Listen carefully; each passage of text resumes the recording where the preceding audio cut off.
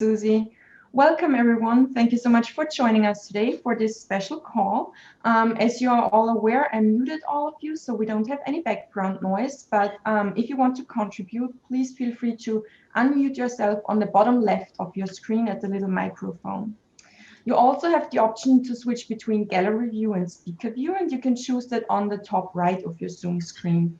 And as Susie mentioned, please feel free to share in the chat where you're calling in from and post any questions, and we'll try to get to as many as possible. And lastly, we'll also share the recording of this call as well as the chat with everyone in a follow-up email, so you don't need to take a lot of notes. Back to you, Susie. Thank you very much, Beatrice. And let me just do one thing here. And then there we go. So the opening slide, please, from you, Beatrice. Thank you, everyone. Welcome to our Wellness March 9th Sector Spotlight. This week's sector focus is nutrition, and the topic is Food for Thought, the business of nutrition post-COVID. I'm Susie Ellis, Chair and CEO of the Global Wellness Summit and the nonprofit Global Wellness Institute, and I'll be your host today. I also want to mention that on this call are a few others from our team. You've already met Beatrice, and also joining us is Michelle Gamble and Nancy Davis. And I did want to ask Nancy, who's our Chief Creative Officer and Executive Director of both the Global Wellness Summit and Institute, to say a word of welcome. Nancy? Thank you, Susie. And I will just say welcome. Thank you, all of you, for joining from all over the world. This is obviously a topic of great interest, and I am really hoping to learn a lot today from all of you, as this is something that I think has impacted all of our lockdowns and now post-COVID, how we look at nutrition and healthy eating. So welcome, and thank you all for being here. Thank you, Nancy. So Beatrice, if you'll just show the second slide very quickly, and then we'll start our discussion. Perhaps most of you are familiar with this slide. If you're new, you might not have seen it. It shows in a very informative graphic what the global wellness economy looks like. And I just want you to know, because you might have seen an example of this before, but this is the latest compilation of figures. And the reason it's newer than some of the other ones that are out there is because we added a new bubble at the last Global Wellness Summit, and that bubble is the one at the top, which you can see is the mental wellness bubble at 121 billion. What this infographic shows is the size, and the size of the bubbles are in proportion to the size of the economic figures that contribute to the global view of wellness in a year. So the global wellness economy is 4.5 trillion approximately. And you can see, for example, that the largest bubble is personal care, beauty, and anti-aging. But notice what this, and then physical activity, and then notice what the third largest bubble is: healthy eating, nutrition, and weight loss. And that is our discussion today. So we have a sector spotlight every few weeks, and we focus on different bubbles. But I know that this is one that affects so many of us, everyone, I would say. So thank you for that, Beatrice. And I just want you to know that the GWI's research for 2021 is going to be an update of all the bubble chart figures, because, and the new monitor is going to be called the Global Wellness Economy Looking Beyond COVID, because a lot of those figures are from a few years ago. And so we want to know now what's happened based on, COVID. And that research is going to be shared at the upcoming Global Wellness Summit in Tel Aviv. Our two researchers are busy. They are going to work the entire year on putting these numbers together. And it'll be interesting to see which sectors are going to show increases and which will show decreases. And while we'll have the figures later this year, at the moment it's a matter of guesstimating which sectors have increased in 2020 and which have decreased. And I'm especially interested to hear from some of you today what you think your estimate would be for this sector on nutrition, healthy eating, and weight loss. Based on some of the obvious things that are already out there, and also some of the discussions we've had, I would say that we are seeing that the wellness tourism sector is going to be smaller due to COVID. We are seeing that the wellness real estate sector is likely growing. And based on our discussions, it looks like workplace wellness is gaining in importance also. So here's what we're going to do today. We're going to hear from some of you who've RSVP'd early for this call, and I ask you to answer a couple of questions. And the two questions that we're going to keep foremost in our discussion is, in your arena during COVID, what happened in regards to nutrition, healthy eating, and weight loss? Was there gain? Was there loss? And then secondly, how has or should or will the business of nutrition change post-COVID? So we have a few people that are going to, share their perspectives, and then we're going to open it up for discussion. And you can also share your perspective in the chat, because one of the things that I love to do is I love to read the chat afterwards, because I have a hard time keeping up with the chat and the discussion, so I read it all later. But also, we will send this to anyone who's interested, all the people that signed up if they didn't make it, and also all of you. And it's interesting to read the chat. And that's why it's also good to put your name and your company, because there might be some interesting, people that might want to reach out to you. We may do breakout rooms depending on how our timing goes today with the discussion. That gives you a chance to meet a few people more specifically. And finally, I just like to say that one personal thing is that I love it when people share numbers, if they can, rather than just, well, my business increased, last year, or my business decreased. If you can tell us it went up 25% or down 30%, that gives us more information. So whatever you can do and be generous with numbers that you share, I think that we will very much appreciate that. So next, a few more slides, because the first two people I want to hear from, and I want you to know, is that we have with the Global Wellness Institute initiatives. And the initiatives are many different categories, and Beatrice is showing you some of the initiatives here. So these are specific, there's a hot springs initiative, massage initiative, hydrotherapy, and there's one called Nutrition for Healing. And that's one that is, and you can show the chair and co-chair, it is chaired by Joy Menzies from Thailand and Cindy Burkhart from Croatia. And we're going to hear from them first, because they are leading this initiative, and it's working all year on this topic. And then you can see below, and Beatrice, you can show the other initiative members.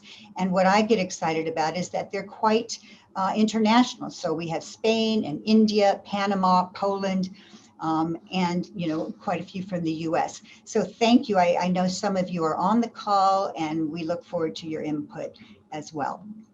So to start with, I want to introduce Joy. Joy is in Thailand, and you can wave, Joy, and they're going to hear you speak here in just a second. Joy is the managing director of DSM Wellness Management in Thailand, and she operates a functional medicine clinic in Bangkok. And she advises wellness resorts and different projects in Asia. And she used to be the managing director of Shivasam. That's where Joy and I met many years ago. And so I want to give you about 5 minutes to, share with the group what's top of mind for you on this topic. Joy? Well, thank you. Thanks. And I'm really absolutely delighted to be here. And so, grateful for so many people joining. Obviously, nutrition is really forefront after COVID, and I think because we all know keeping well is about the two basic things are eating well and exercising. And during COVID, exercise kind of got a little bit taken away from us, so a lot more attention's been on nutrition. So I do want to share really quickly, I hope you don't mind, a couple of slides here, Susie, which might start off a conversation, some of the conversations that we're having today, and just really to show the kind of things that we're doing to support the industry through the initiative. Oops. So let me just share.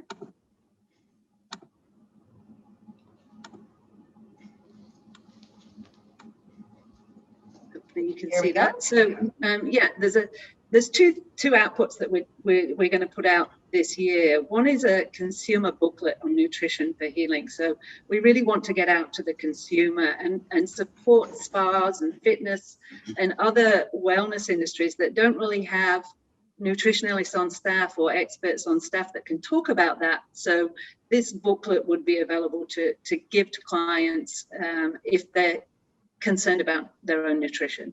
I mean, I will talk a bit about what we are proposing for a kind of food plan for those people. And it's a very basic document, not too highbrow, so anybody can read and understand that. And it looks at things like how to go shopping, how to cook, and what to eat. And the second thing will be a chef's guide to healthy preparation, because we really want to guide chefs on what to do beyond, you know, the veggie burger. So that one will be the second output. And so, you know, talking about food plans, of course, there's lots and lots of diets out there. I'd say probably the closest to what we are really thinking about is more flexitarian, vegan. We don't want to be too prescriptive here, but we really want to help people with their health, their food choices. So we've got this very simple kind of approach, nothing rocket science in this, but really getting back to the basics. You know, please eat plenty of whole foods, fruit, veg, legumes, pulses, minimally processed foods like frozen foods and dried foods, and you know, cut foods that are prepared for people, help them to do it. And then colors, because most of the plates of food that I see my clients eating are yellow, brown, and white. So really up colors. Minimize, you know, meat and dairy also for the environment, but for our health. Do eat good fats and limit your kind of refined grains, rices, those kind of things. And absolutely, you know, we all know it, but avoid highly processed foods and really try to avoid pesticides, herbicides, hormones. And we talk about how to clean vegetables. If you can't eat organic, how to clean it, and sugar. But, you know, eat fruit that's so good for you. Don't worry about the sugar in fruit, because there's so many other things that it's giving to us. And so, yeah, we all know how to do that, but the motivation and actually doing it is where really the industry has got a lot of support. And I just want to talk about these 5 things, and maybe that can be a discussion that comes up a little bit more today. But one of the things that as the GWS has been talking about is where's the bridge between the medical and the wellness industry. And these functional lab tests that have come out, which are looking at your microbiome, your toxicity, your vitamins, your minerals, yeast overgrowth, really drill down for people of what's going on with their bodies. We use a lot of these labs here in my clinic, and urine organic, stool tests, food intolerances, really help people to understand what's going on. So black and white makes them consider changes. And every single one of my clients that gets tested is always got toxicity in there. So, you know, they've got plastics, or they've got some kind of nasty chemicals, heavy metals, which brings us back to, you know, detox programs that we have in the spas, even though they've been there for ages and maybe not the most exciting thing, but absolutely useful for anybody that wants to lose weight or improve their immune system. You really need to detoxify and get some of these nasty things out of your system and clean up your system first. Experts, and I think Cindy's online, she might talk a bit more about what type of experts are available to help people. Well, I hope everyone knows that, you know, most doctors do 4 years of training and they do 25 hours of nutritional guidance. So they're not the ones to go to. wellness coaches, nutritionalists, you know, experts that we've got in the industry, really helpful to motivate changes, and work on the psychology as well as what you're meant to eat. And there's lots of apps that have come out to help us with our diet choices, understanding the structure of food. And Denise is also on, who's on the initiative that might talk about that if that's a topic of interest. And the other thing that, you know, we may not touch much on in the spa industry is what equipment is coming up for the kitchen. So things like these Thermomixers, absolutely amazing, even though during COVID, you know, we had more time to look after the family and cook at home. That's not always going to be available to us. So things that are available in the kitchen will certainly help. And you know, we talk a lot about nutrition, which, you know, we become the food that we eat. But what about the water that we drink? And I think this is a topic that we're not talking about enough in the industry. We are 60-70% water. That's you know, that makes up a lot of us. And when we were at school, you know, we were told about water being ice, being a liquid, and being a vapor, but actually it's the fourth phase of water that's starting to be a conversation. Because if you stab me, I'm going to bleed blood and mucus. I'm not bleeding out water. So it becomes something else. It's very important to our cells. And I think everyone will remember the book Messages in Water by Masaru Emoto, which talked about, you know, what tap water looked like under a microscope, or what grey spring water looked like under a microscope. But there is more talk at the moment about the intelligence of water. We know with you know, certain medicines that you've been diluted down, and it has a memory of what was put into it. And there's a book called The Secret Intelligence of Water, and it's a researcher in Australia, Vida Austin. And I'm just going to show you some pictures. What she does, she puts water in a Petri dish and she freezes it, and she takes a photograph of that, and she subjects the water to different things. So this is an example. That's the Petri dish on a photo, and she froze the water 30 seconds after it showing it that picture, and then it's come up with a kind of interpretation of that. This is a picture of a swan. She put the Petri dish on the swan, and there's a swan in the water. A cow, same thing. She played 6 different waters, Stairway to Heaven, and this is what it produced. So I think Dr. Zach Bush has talked about cancer and the new science of water. There's a big conversation to be had on this, because nutrition has to be food and water. Okay, thank you. So just one quick picture showing the first picture there of excellent health is a picture of a spring water, and then the next picture is that spring water that's gone through a few angles. Apparently water doesn't like angles, it loses electrons. As we go through, you know, a bit emotive, these words, but tortured, brain dead.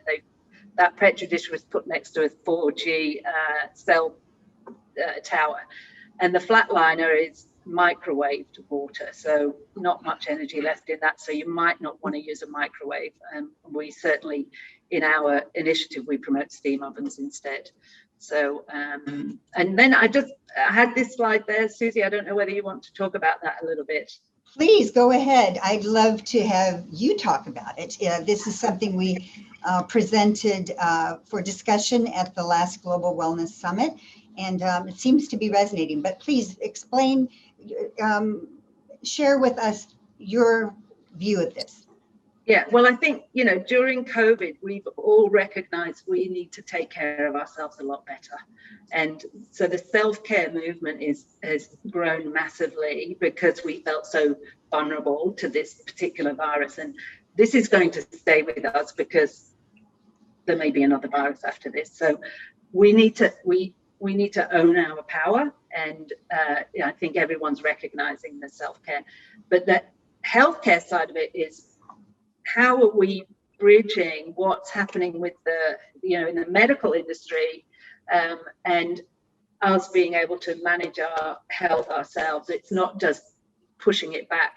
So the healthcare industry, because of their diagnostics, amazing diagnostics, we can really be a bridge together and support each other with the healthcare, maybe more with the information, and us with more of the motivation and how to take care of ourselves.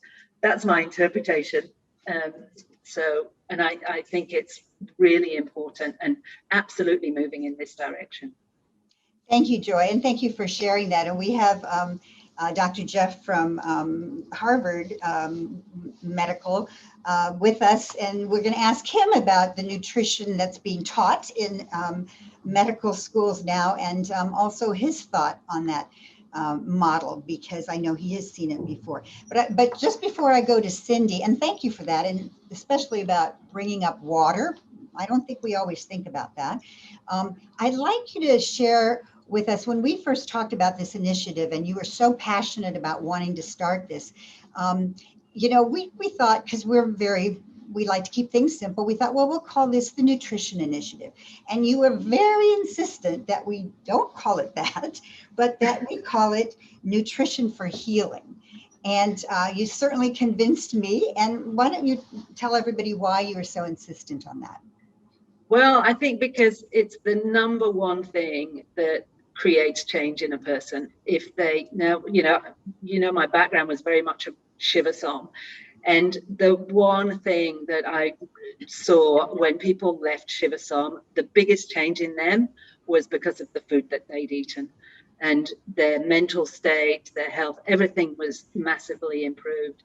And I think that we've got so many, the mental health difficulties, obesity, chronic disease. Actually, nutrition is a way to solve many of those things. So when we get nutrition right in the body, a lot of these other problems that we have disappear. Well, thank you, Joy. You were very convincing, because I think in some ways the umbrella term nutrition, it's a little bit maybe old, and it conjures up, classes and, when we were going to school, and sort of, old kind of thinking. But Nutrition for Healing, I think that really resonates. And so I'm very glad that you encouraged us to do that, because that's what that's really the exciting part of it. That's what's exciting. So thank you for doing that. And we are, and my guess is most of the people on this call are about Nutrition for Healing. Cindy, I want to go to you. Cindy's you're from Croatia, but you're living in the US now, I think. But tell us a little bit about your background. I know you're in integrative nutrition, health, and fitness. You consult with organizations and you have clients. And you want to talk a little bit more about helping people to know where to go for health. So Cindy, over to you.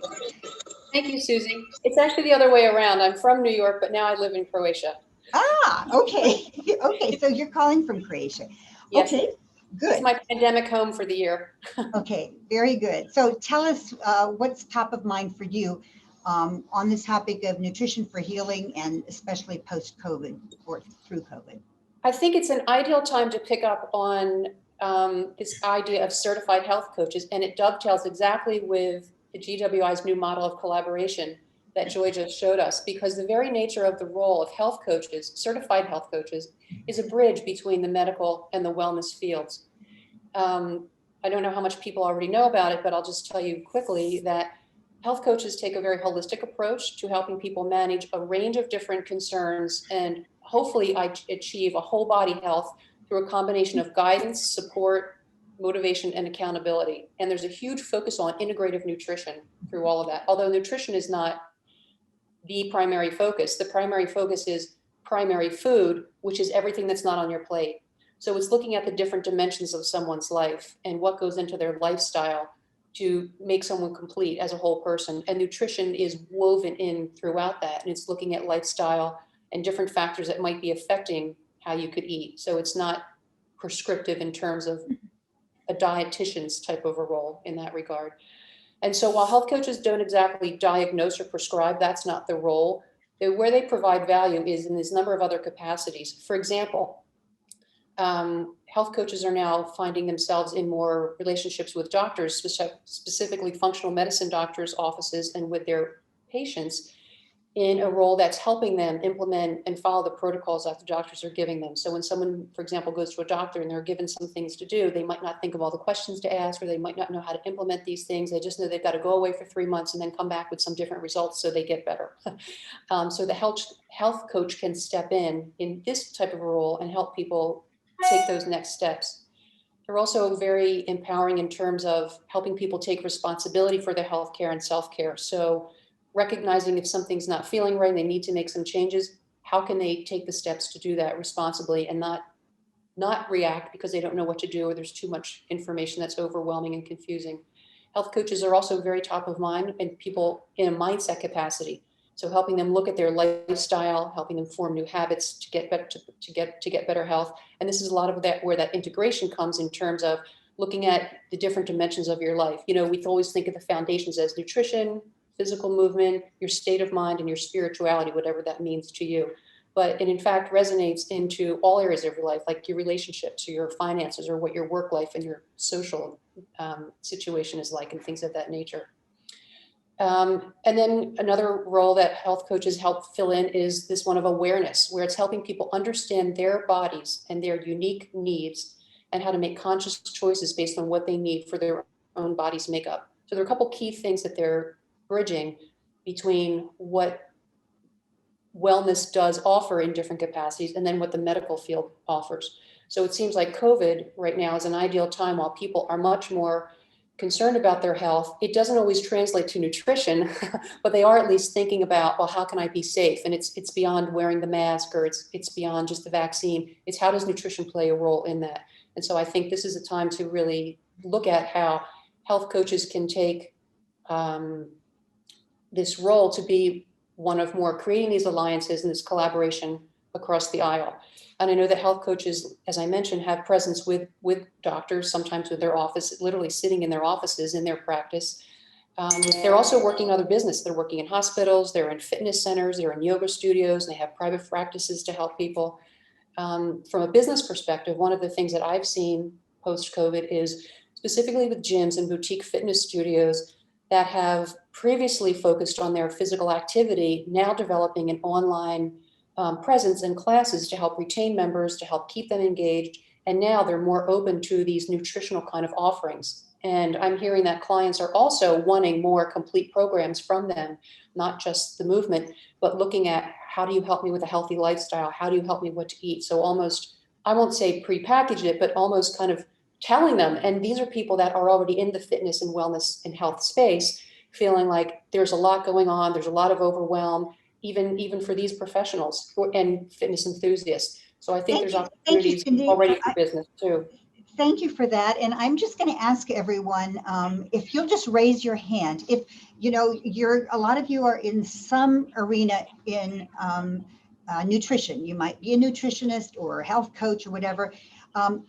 Have you seen more interest in whatever you're offering, or people being more interested in nutrition since COVID? If you'll just raise your hand and we can just get a sense of that. Okay, it looks like it's about half and half.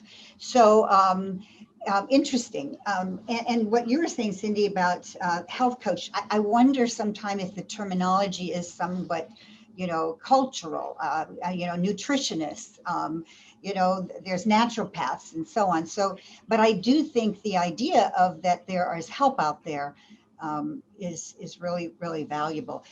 Dr. Jeff, I want to go to you. Jeffrey Redeker, Dr. Redeker, is the medical director, adult psychiatry and community affairs at McLean Hospital. He's the assistant professor at Harvard Medical School, an assistant professor, and author of a book that I'm reading right now called Cured. And fascinating. And I've learned from the book that you yourself personally have had personal transformation, that you start out the book with a lot of emphasis on nutrition. So can you maybe help us understand one, Joy's question about what is being taught in medical schools about nutrition? We've always heard there's not a lot being taught. Is there more being taught now than used to be? And what is your view on the value and the importance of nutrition and healthy eating? And you'll need to unmute yourself because we've muted you. Well, thank you, Susie, for having me here today. Really appreciate hearing what Joy and Cindy have to say. It's really important information. It's concerning to me that we can't get more of a national discussion going about these topics during COVID. Can you hear me? Yep. Okay, good.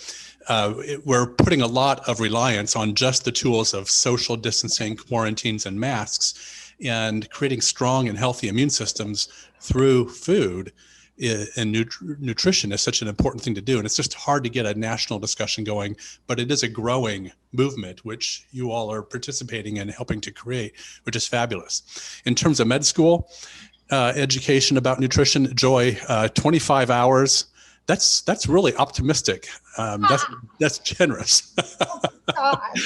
If we would have had 25 hours of nutrition training, that would have been quite an improvement. And if it would have been accurate information, that would have been even better.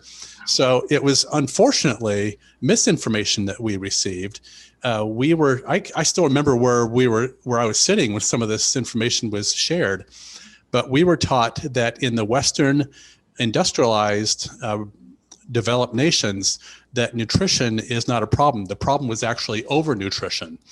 And that's why we have obesity, which is actually an upside down understanding. And it took me years of listening to people who had medical evidence for recovery from incurable illnesses before I began to truly understand nutrition and to dispel myself of all kinds of poor and faulty information. I think it's a collusion of industry with the academics who are paid to get the results that industry needs with the studies, and the interaction of that with government and lobbyists that's created a lot of misunderstanding about nutrition. And we have to have some strategies for dealing with that piece as well.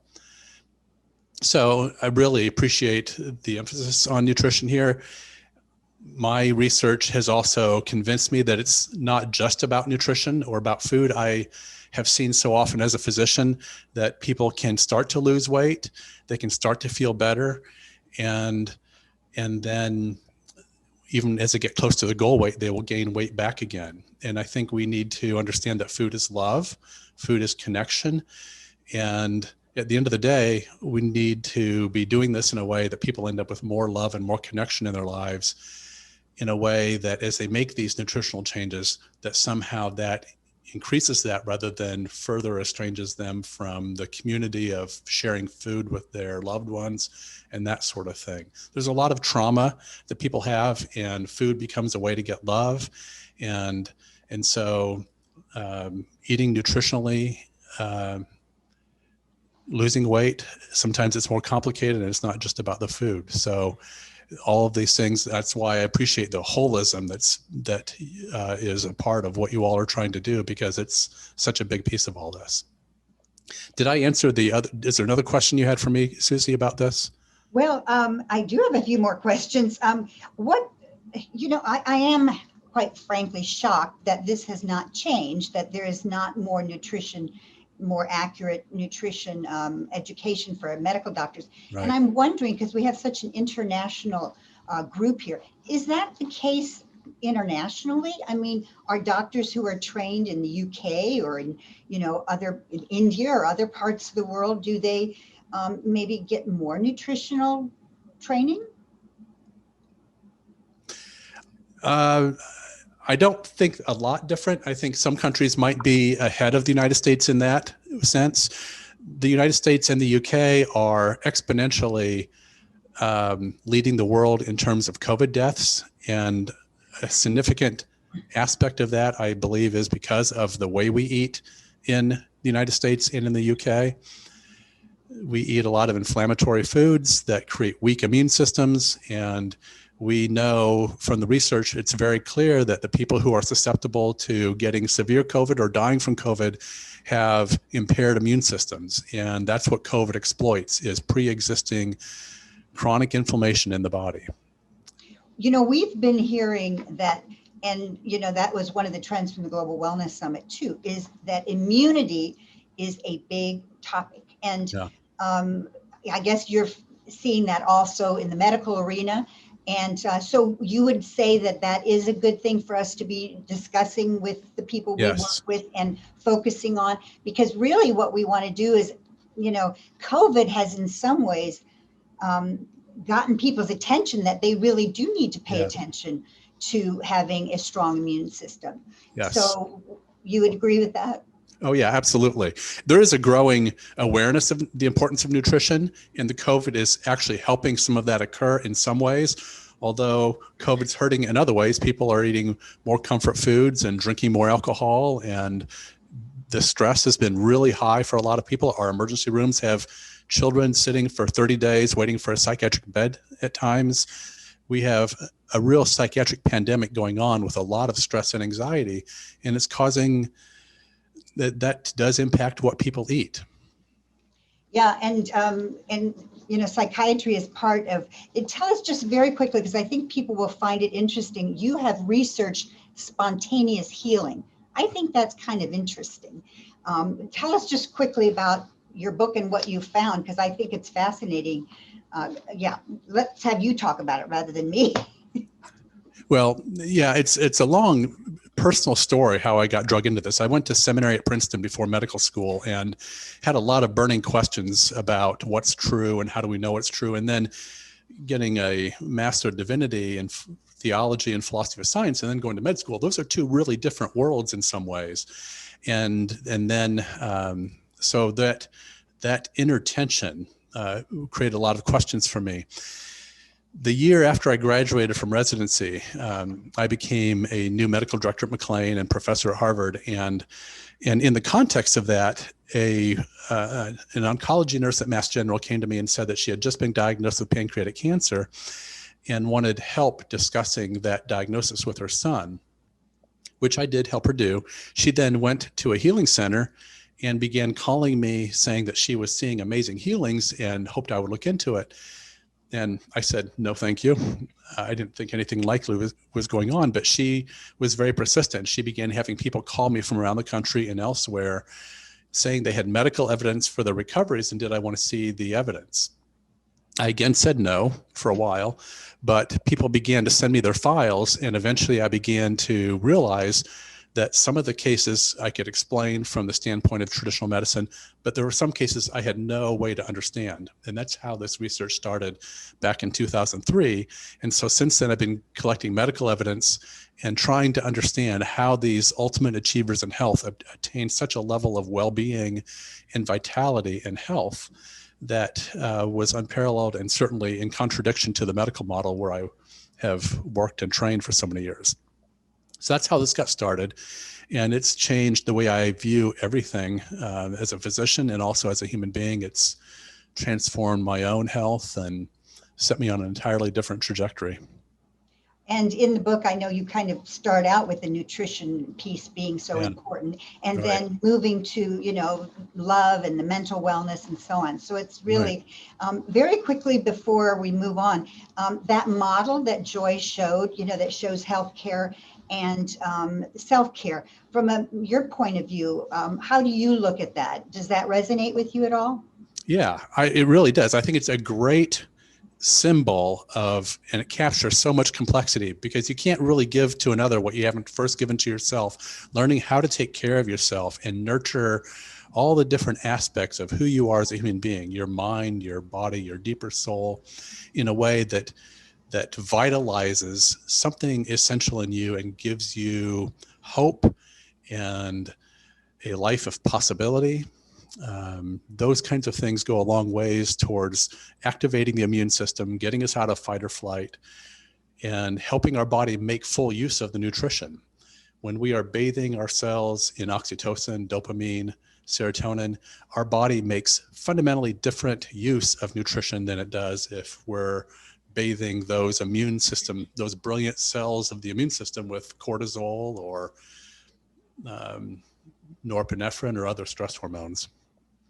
Yeah, and I think that what we are hopeful of, that the connection between the healthcare arena, which is so important, and I think COVID has shown it's so important, but there's a whole nother arena, and all of us, not all of us, because we have medical doctors on this call, but there's a whole other group of people that are also wanting to help, and that we really think working together, because the medical, you're all busy. I mean, COVID is, kept you so busy, but here we are, a whole group of people in the wellness world that want and like to work with people, long-term to make lifestyle changes. So it feels like it could be very synergistic going forward, and maybe more synergistic than in the past. So thank you for being on the call. And I want to just call on a couple of people very quickly. I don't know if Jennifer is on or Andrea from Costa Rica is on. If you are, okay, unmute yourself. And where are you? I'm here. I'm over here. Yes, let's see. Yeah, just go ahead and contribute your thinking, your thoughts on this topic. Jennifer? Thank you. Hi, thank you everyone, and thanks for allowing me to speak. I am not a nutritionist, but I own boutique fitness studios here in New York and in Dubai and Bangkok and India.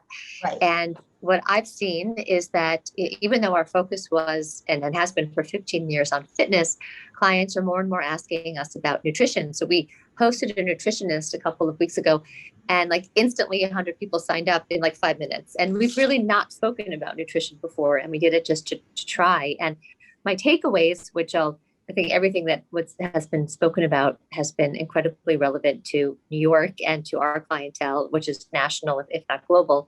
And one thing that I have seen is that women, my clientele is like almost 100% women, and that women are just not prioritizing their own health with kids home and with cooking now 3 meals a day. They're just sort of eating whatever their kids want to eat, and they're not planning ahead for themselves. So I've seen that there's been a lot of questions about, like, how do I even find time to eat well? And a point that was made already just a couple of minutes ago was also the emotional eating has become a big deal. So people are stressed out and sort of giving themselves permission for ice cream and alcohol, as if that's okay. But we know that there's going to be a side effect to that behavior down the line. So I've seen a lot of emotional eating and just a lot of questions about how can I eat well. And something else that I thought was brilliant that came up was this collaboration with healthcare and self-care, because I do think that for my female clients, every time you go to the doctor, OBGYN, your general practitioner, nutrition should be part of the conversation. And in America, or at least in New York City, it almost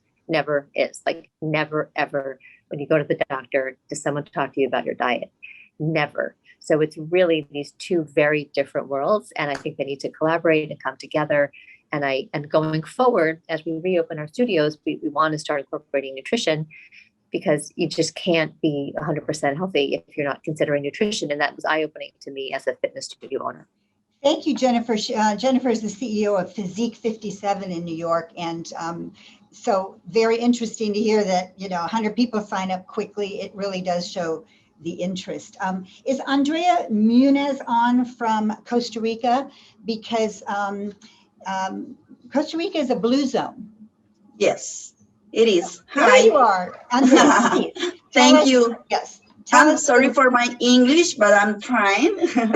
Yes, Costa Rica has one of the blue zones in the world, and we are very familiar with the real food and real nutrition. And these are important facts for the longevity. People in Nicoya is the area here in Costa Rica.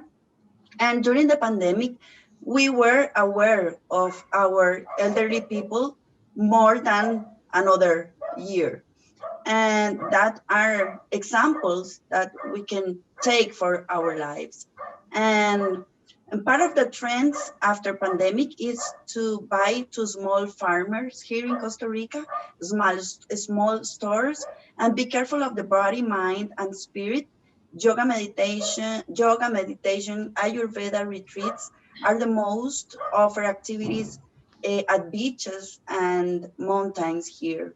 accompanied with natural and balanced menu as an holistic experience. And now, be careful of ourselves is an indicator of love. To be healthy is a luxury now, aligned with the health of the planet too, for our Ticos people. And we are very conscious that food is medicine. And we have like a quote, it is like, don't eat anything that your grandmother didn't recognize as food. And we are very conscious of that. And I think it's increasing the real food. Thank you, Andrea. And just one quick question, because for those of you who don't know about blue zones, these are places, Dan Buettner introduced places where they have more centenarians than any other places. A lot of people live to be over 100. And I'm just curious, what happened to that area with COVID? Was there any indication that there was better outcomes because the people obviously were healthier because they lived longer, or has there been any research? Probably not yet, but what's your gut feeling? I don't have indicators about that, but here in Costa Rica, some areas had a campaign, a very massive campaign that please do not come here. I know this place is amazing in tourism, or is very attractive, but please, Costa Rican people, do not come here. We are taking care of centenarian people. And it was a very, very strong campaign, and everybody was like, okay, we are not going there because we have to be careful of that people. Yes. Well, thank you for that. And it'll be interesting to see what the statistics show. Thank you for that. Michelle from the UK, Michelle Cohen-Sagi, I think that you're on.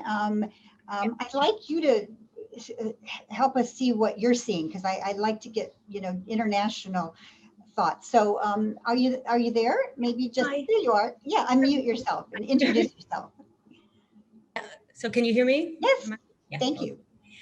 So it's Michal. You're going to Tel Aviv. Get used to that. Although I'm in London, so you all need to start practicing. Hopefully, I'll be there to see you.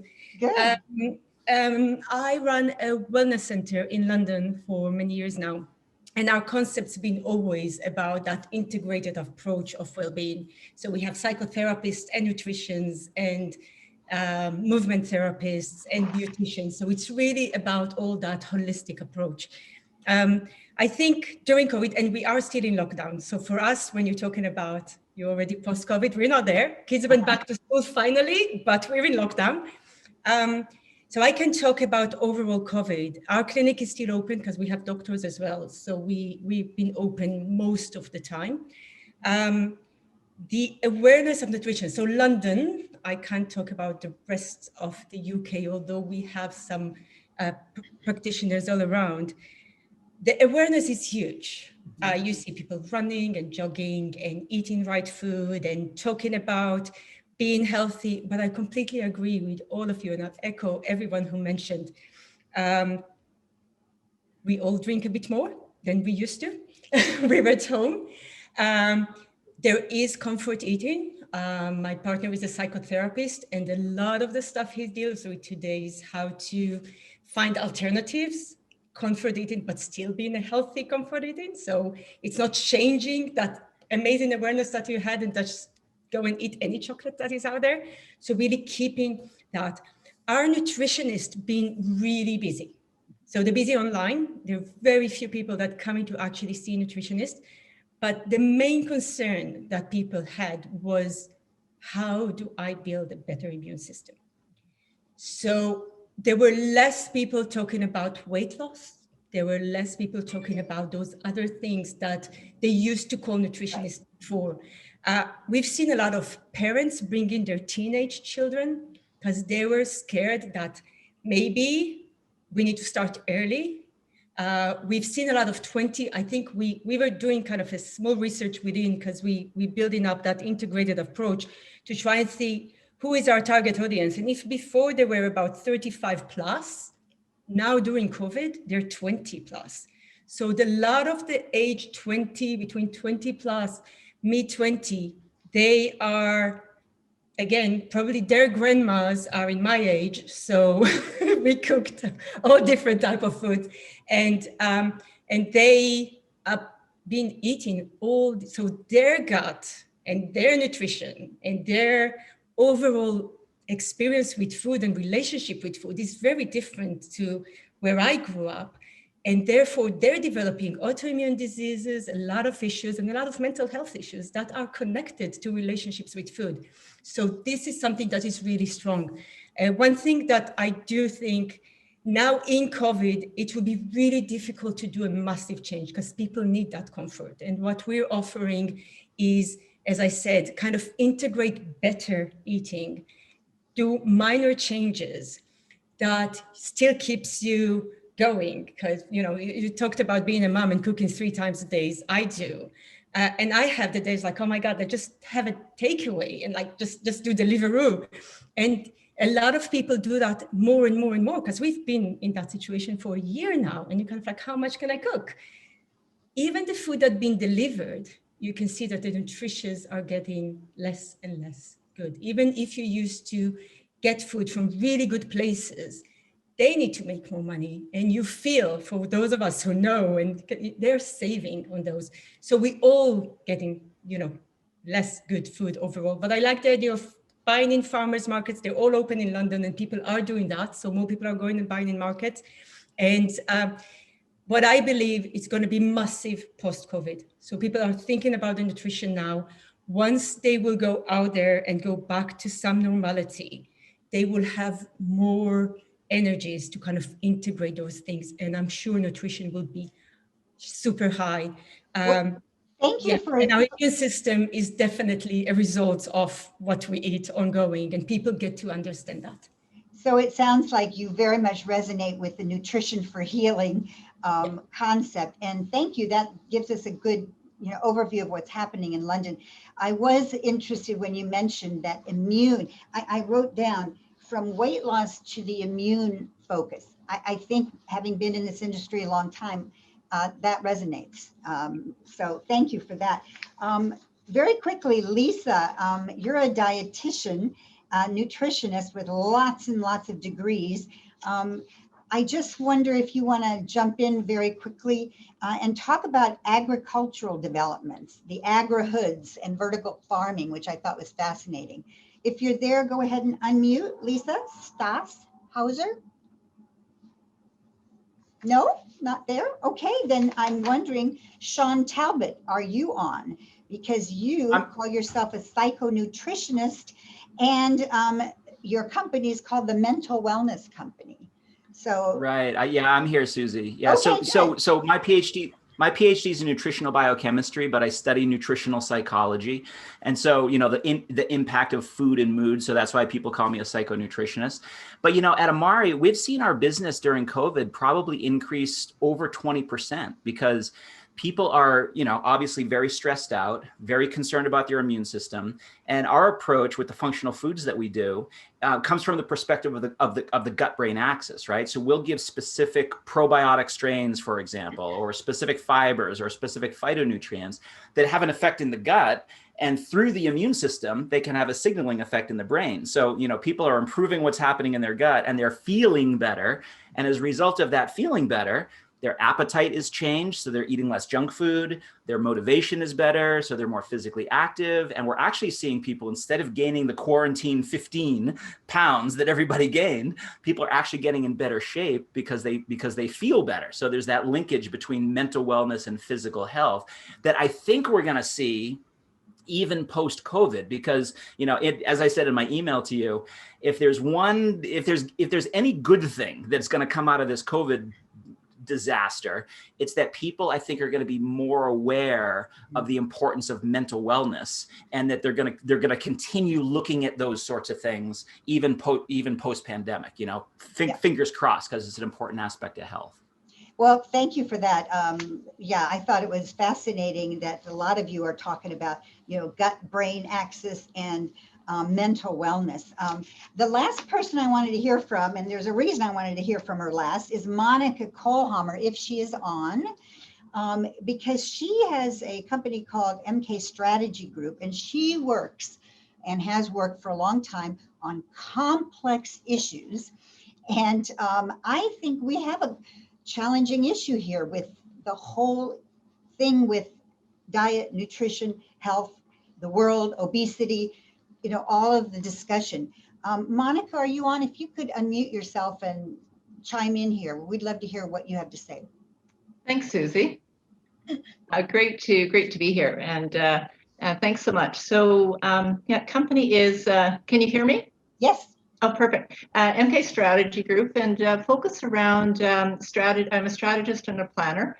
Certainly, come with a background in healthcare along with business.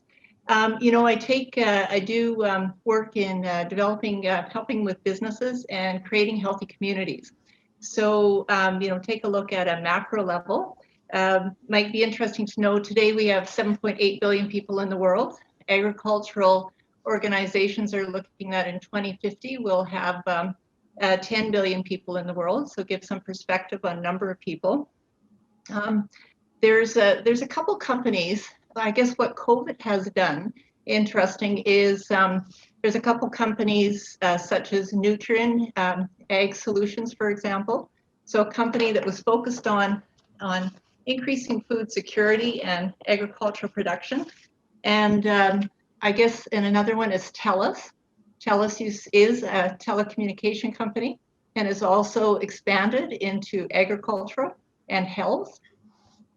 And I think for both of those organizations, it's interesting to see how digital technologies have accelerated, and it's just kind of exploded their work in the whole area of agriculture, food, and nutrition.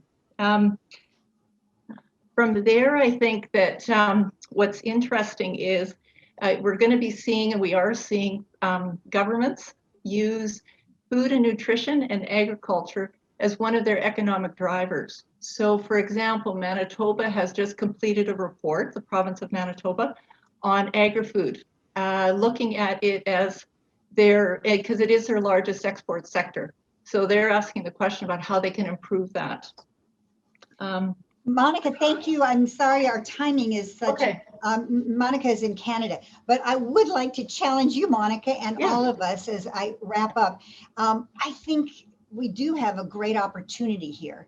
And I sense that, like with so many things, working together, collaborating is where we'll make the most progress. So Joy, we really look to you spearheading this initiative to keep things going so that we can collaborate internationally and through a variety of, gatherings, whether it's online. And Nancy, you want to just very quickly talk about what you're planning with us in November.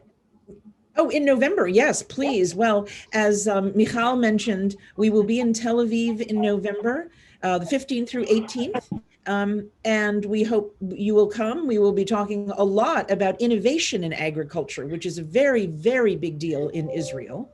And speaking of Israel, I'll just say that tomorrow morning, we're doing a reverse pitch hearing from the investors event, same time as this, and it is all about investing in Israel. So should be very, very interesting, and I urge you all to come, but please keep the summit on your radar.